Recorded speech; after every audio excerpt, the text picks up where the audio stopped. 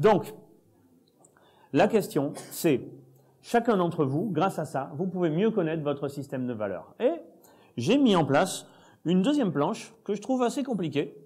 C'est bien.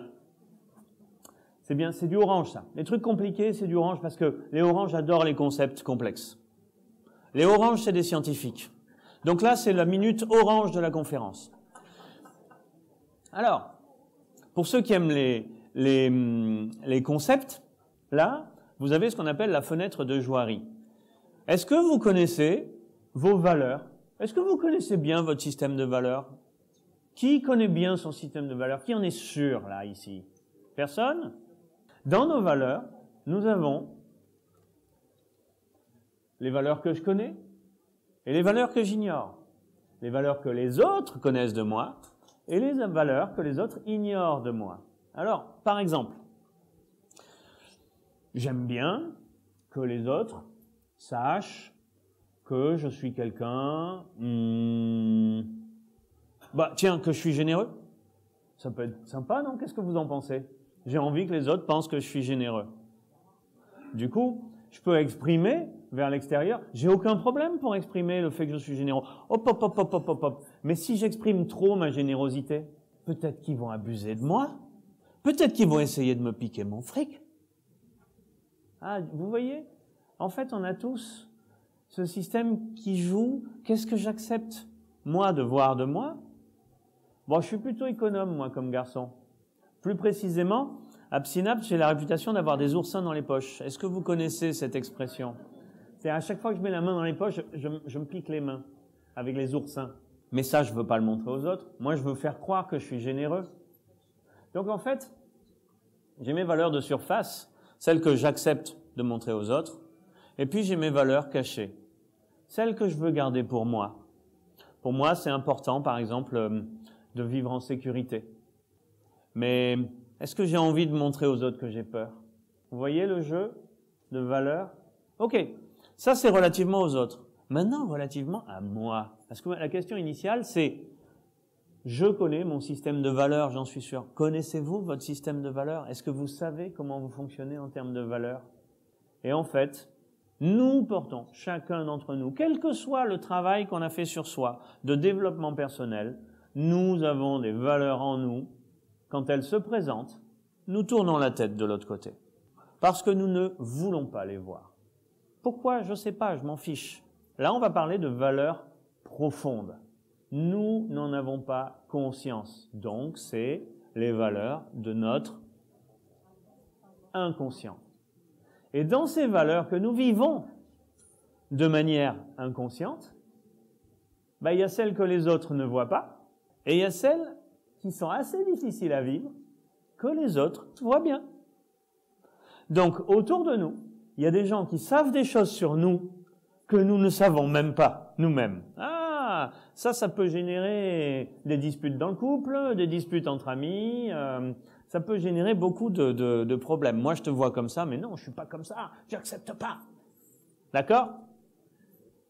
Mais oui, je suis généreux. Alors, on a un compte commun. Non, pas de compte commun. D'accord? Bien, c'était juste un exemple au hasard. Notre système de valeurs a cette complexité, et ça, je pense qu'on peut rester...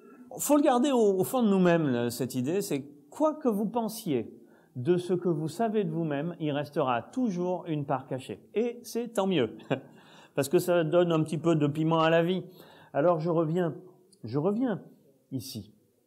Peut-être qu'en vous portez certaines couleurs sans le savoir. C'est-à-dire qu'au fond de vous, peut-être que vous détestez ce côté je vous ai posé une question tout à l'heure, qui va pas dans la salle du rouge, mais qui a une détestation pour le rouge, qui ne pourrait absolument pas apprendre. Eh oui, il y a des gens qui ont une détestation pour ça. D'accord? Qui a une détestation pour le bleu? Qui a une détestation pour le orange? Ah bon, personne. Qui a une détestation pour le vert? Ça vous a agacé, ce côté bisounours? Oui. Vous voyez le jeu? Donc en fait, on se sent attiré par certaines choses, on se sent rejeté par d'autres, on se sent repoussé par d'autres. Ça, c'est un système initiatique, hein, parce qu'en fait, enfant, il y a un moment de notre enfance, on a beaucoup dit « Non, tout seul, je veux faire tout seul. » Hein? Il y en a qui ont des enfants qui leur ont dit ça. « Je veux faire tout seul. » Donne la main pour traverser la route. C'est du bleu. « Non, je veux faire tout seul. » Ça, à un moment de notre... Ça s'appelle la psychogénèse chez Graves. À un moment de notre vie, on a beaucoup vécu dans le rouge. À un moment où on a créé notre identité individuelle. C'est un moment où on a créé notre identité individuelle. Ok, le bleu. Est-ce que vous vous souvenez d'un moment de votre enfance où vous avez vos parents qui mettent pas leur ceinture de sécurité et vous êtes dans la voiture et vous dites « Papa, t'as pas la ceinture de sécurité » ou c'est limité à 60 et vous dites « Papa, t'es à 65 km/h ». Je dis « Papa » parce que moi je me souviens bien que mes enfants l'ont fait avec moi. Vous voyez ce côté je suis plus règle que mes parents. Parce qu'en fait, j'en ai besoin, à un moment de mon développement, j'ai besoin de passer par cette étape. Ah, c'est souvent, c'est une période, on est en préadolescence. Après, le orange, préadolescence, après adolescence, le orange, c'est, ouais, mes parents, ils me comprennent pas. Alors, je parle comme ça parce que je suis en train de muer. C'est ma voix qui est en train de se créer, moi. Hein? Ouais, de toute façon, ils s'en foutent de ce que je ressens, mes parents. Vous voyez? D'accord? C'est très orange, ça. Je suis en train de développer mon confort. D'ailleurs, il y a un côté... j'utilise beaucoup le canapé. Mais à côté, il y a de la curiosité qui se crée à ce moment-là. Une autre manière de voir les choses. Et puis après... le vert, convivialité, consensus, écologie. Bon, c'est Facebook, hein. La convivialité, c'est j'ai plein d'amis sur Facebook. Bon, je suis d'accord, c'est un semblant de convivialité, c'est pas une vraie convivialité. Mais c'est ça qui est recherché à ce moment-là, appartenir à un groupe. D'ailleurs, ça a un petit problème, ce niveau vert. Dès qu'on me sort du groupe, je me sens mal. Je me sens rejeté par le groupe. Je me sens plus en harmonie avec ma tribu. D'accord? Donc en fait, dans notre développement, chacun d'entre nous, ces différentes étapes s'expriment. Mais elles ne s'expriment pas toutes, hein. Après, il y a des gens qui restent bloqués dans le rouge. Celui qui était sur la chaise, par exemple, là, il est resté bloqué dans le rouge. Celui qui est dans la règle et qui est bloqué dans la règle. Et on peut dire que le respect du dogme religieux, je connais bien la religion chrétienne, et la religion chrétienne, elle s'exprime par une identité collective. Le dogme dit de quelle manière nous devons croire en Dieu pour être considérés comme chrétiens. Identité collective. Et grâce au Christ, nous vivons dans l'harmonie. D'accord? Vous voyez en quoi c'est quelque chose de très très bleu qui s'exprime à ce moment-là? Ensuite, liberté, humanisme, confort. Là, c'est le siècle des Lumières. C'est l'homme de Vitruve. Vous savez, cette gravure avec l'homme qui est représenté en tant qu'individu. L'individu reprend le dessus sur le collectif. Ce qui est important, c'est de se développer, de savoir qui on est. Développement de la science. Dans le monde du bleu, on est dans un monde où les anciens ont les réponses, les textes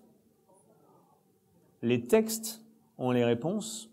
Dans le monde du orange, c'est on ne sait pas, alors on cherche. La recherche, la science, la médecine.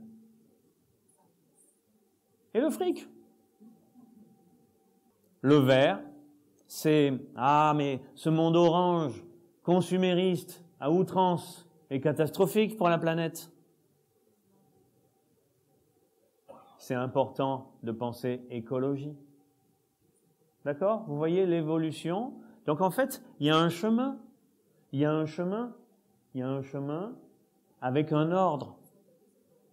Et on ne peut pas envisager de passer d'un niveau à un autre directement. Ok, ça c'est la théorie de Claire Graves. Donc en fait, vous, en tant qu'apprenant, mais vous en tant qu'enseignant. Qui est enseignant ici? Ok. Est-ce que je dois comprendre que les autres ne sont pas enseignants? Oui? Ok. Qui travaille avec des gens ici? D'accord? Pourquoi je pose cette question? Parce qu'en fait, vous avez tous quelque chose à enseigner à quelqu'un. Si un jour vous avez un collaborateur, vous pouvez être d'une certaine manière son enseignant. Ah oui, mais non, moi je ne suis pas son enseignant. Parce que j'ai pas ce statut. Bah oui, mais dans la pensée verte, chacun apprend de tout le monde. D'accord? Il existe d'autres niveaux, hein. Je ne vous présente pas tous les niveaux de ce qu'on appelle la spirale dynamique de Graves. Je me suis dédié là au niveau que nous rencontrons le plus dans notre vie de tous les jours. Maintenant, je reprends ma chaise et je vous pose une question. Quand vous apprenez, votre apprentissage, c'est la responsabilité de qui? Qui pense que c'est la responsabilité de l'enseignant? Qui pense que c'est la responsabilité de l'élève? Qui a levé la main 2 fois?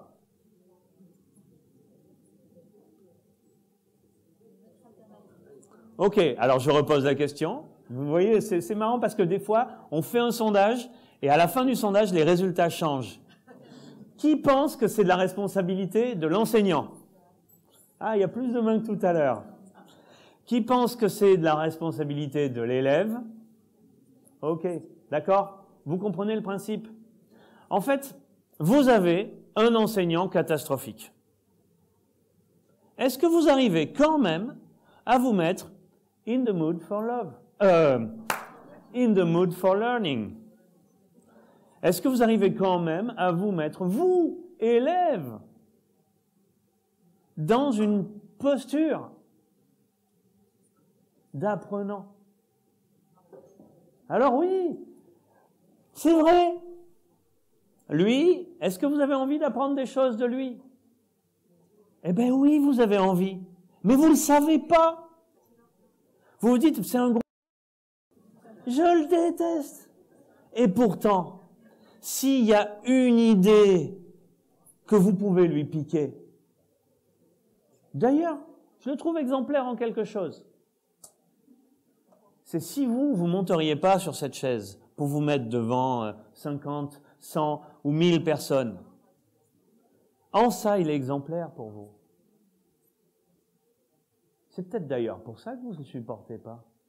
Parce que vous, au fond de vous-même, il y a une valeur cachée qui dit « mais moi, je ne me mettrai pas sur la chaise ». C'est pour ça que je le déteste, parce qu'il sait faire quelque chose que moi, je ne sais pas faire. Oh, mais ça, c'est une projective. Bien sûr, vous ne pensez pas ça. Donc, lui, j'ai des choses à apprendre de lui. Et lui? Lui, j'ai peut-être des choses à apprendre de lui. La règle. Et oui, il y a des règles dans la vie. Mais bien sûr qu'il y a des règles dans la vie.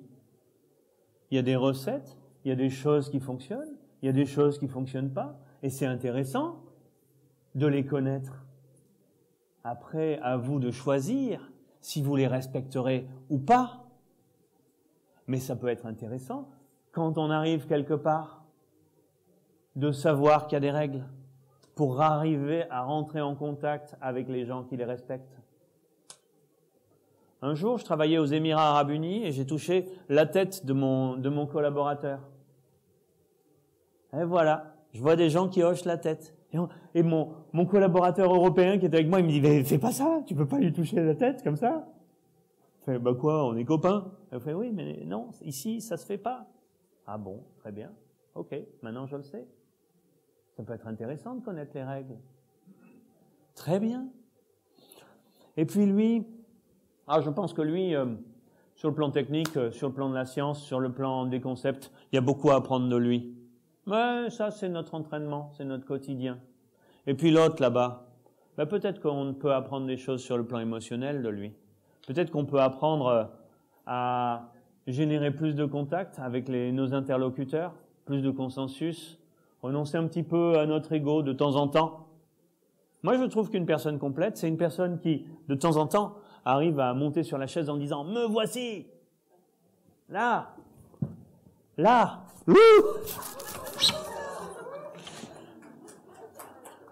c'est tout le problème d'ailleurs. Quand on monte sur la chaise, on peut se casser la gueule. Et quand on se casse la gueule, on se casse la gueule de plus haut. Donc, on peut aussi retourner dans le groupe et s'appuyer sur la convivialité. Donc vous, en tant qu'apprenant, ces 4 styles d'apprenants ont quelque chose à vous apprendre. Vous n'avez pas à les juger. Ils sont là. Prenez ce que vous pouvez prendre d'eux. Maintenant, repassez l'histoire de votre vie. Repassez l'histoire de votre vie et regardez tous ces professeurs que vous avez détestés. Et interrogez-vous sur ce que vous auriez pu leur prendre. Alors, ce qui est bien dans l'enseignement, c'est que quand on prend, on n'appauvrit pas l'autre. On fait que s'enrichir, ça c'est beau. Eh bien, tout ce que vous auriez pu leur prendre, figurez-vous que vous leur avez pris, sans le savoir. Du coup, peut-être qu'aujourd'hui, vous pouvez enfin décider d'arrêter de les détester. Parce qu'ils vous ont appris quelque chose. Ils vous ont appris des choses sur vous. Ils vous ont appris des choses qu'un jour vous utiliserez. Mais c'est au fond de vous-même. Ça, c'est en tant qu'apprenant. En tant que formateur, qu'est-ce que vous pensez de ça? Je précise ma question. En tant que formateur, vous, quel style vous adopterez? Qui adoptera le style vert? Qui adoptera plutôt le style orange? Qui adoptera le style bleu? Qui adoptera le style rouge? Qui changera de style en fonction du public qu'il rencontre? Donc la clé, c'est d'arriver à détecter comment fonctionne votre interlocuteur. La clé, c'est d'arriver à comprendre comment fonctionne votre auditoire. Alors, vous n'aurez jamais un auditoire totalement bleu. Quoique, je me demande si, dans une église catholique, c'est pas ce que vous rencontrerez. Je ne connais pas les mosquées, c'est pour ça que je ne me permets pas ce genre de comparaison. Et je me demande si, dans l'armée, vous n'allez pas avoir un profil extrêmement rouge devant vous. Moi, personnellement, je suis éducateur de rugby avec des petits-enfants, et je vous dirais qu'on a une petite bande de rouge devant nous, et il faut cadrer tout ça. D'ailleurs, on nous envoie tous les rouges de la famille. Ah ben, je vous l'ai mis au rugby, ça va le canaliser. Et nous, on est là, on va les canaliser. Et comment on fait pour canaliser un rouge? On lui impose des règles? Qu'est-ce que vous en pensez? Ben non, surtout pas. J'ai croisé, je ne sais pas s'il est ici, un monsieur qui est dans l'éducation de l'enfance difficile. Eh bien, si on est devant des enfants difficiles et qu'on leur met du bleu, c'est comme si on prenait des barres de fer et qu'on essayait de les tordre comme ça. Là. Donc en fait, c'est un exercice extrêmement fatigant. Extrêmement fatigant pour l'enseignant. Le tout, c'est de comprendre comment ils fonctionnent. Leur fonctionnement, c'est le respect, le pouvoir et l'identité. Je sais qui tu es. Je vois qui tu es. Le lui dire. Tu as ta manière de faire. Personne ne peut la juger. Pouvoir, dis donc, il est fort ton potentiel. Je trouve que tu es très fort. Et dès que vous trouvez un endroit où vous allez valoriser son pouvoir, vous le ferez. Alors j'ai des éducateurs qui me disent, parce que je rencontre des éducateurs, ils me disent, mais non, le conforter dans son pouvoir, c'est le conforter dans sa compulsion. On doit brider son pouvoir. Non, on doit le conforter dans son pouvoir, le conforter dans son identité, pour qu'il l'utilise mieux pour être un bon citoyen à l'avenir. Il a une compétence et utilisons cette compétence, n'essayons pas de lutter contre lui. Et en dernière instance, par rapport à ceux qui sont dans le rouge, qui mettent vraiment un énorme désordre dans l'organisation, il vous reste toujours l'arme suprême, la honte. Le rouge a peur de la honte publique. Donc vous le prenez à part et vous lui dites, vous lui faites comprendre que vous avez moyen de lui faire une humiliation publique. Et surtout, il faut bien comprendre que vous ne devez jamais utiliser cette arme. C'est un petit peu comme la bombe atomique, vous savez. Tout le monde l'a, mais tout le monde sait qu'il ne faut pas l'utiliser. Parce que dès qu'on a utilisé, c'est un pistolet avec une seule cartouche. Et dès qu'on a utilisé la cartouche, on est désarmé devant lui. Donc c'est important de comprendre comment il fonctionne. Alors, dans nos salles de formation, nous, à Synapse, on n'en rencontre pas souvent. Mais, si je dis qu'on n'en rencontre pas souvent, ça présuppose que de temps en temps, on en rencontre. Du coup, c'est pas mal de les prendre à part et de lui dire, bon, bah écoute, chapeau hein, pour cette... Waouh, c'est... Quel est ton objectif? Ah, tu veux avoir la certification? Super. Alors, pour l'avoir, je vais te dire ce qu'il faut que tu fasses. D'accord? Vous le refocalisez sur son objectif. C'est bien d'avoir des bleus dans son cours, parce que c'est des gens très disciplinés. Ils vont respecter la règle. D'ailleurs, si vous faites un cours en hypnose et que vous utilisez beaucoup le langage de la possibilité, tiens, à un moment, vous pouvez faire ça. Eux, dans leur tête, ils traduisent au fur et à mesure, ils traduisent, et ils vous ressortiront un peu plus tard dans le cours, oui, mais hier, tu nous as dit qu'on devait faire ça. Hein, dans sa tête, vous avez dit, vous pouvez faire ça. Et lui, il a traduit parce que dans sa tête, c'est les règles. Hein, c'est les règles. Il se sent en insécurité dès que vous lui laissez le champ libre pour sa créativité. Quoi? Je dois prendre une décision. Oh, vite une règle. Vite. Ah, ça te fait rire, hein?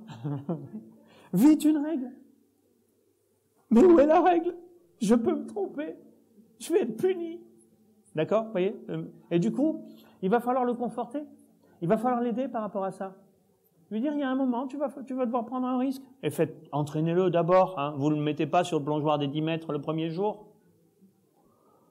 D'abord, vous lui apprenez à sauter du bord de la piscine. Le orange, on est assez habitué à fonctionner avec. Il marche à la récompense. C'est assez simple. Il marche bien à la récompense. Le vert, il risque de se mettre en marge du groupe. Bon, alors déjà, il déteste les oranges. Donc, oui, non, lui... donc, il va stigmatiser des gens qui ont un comportement qui n'est pas un comportement d'excellence.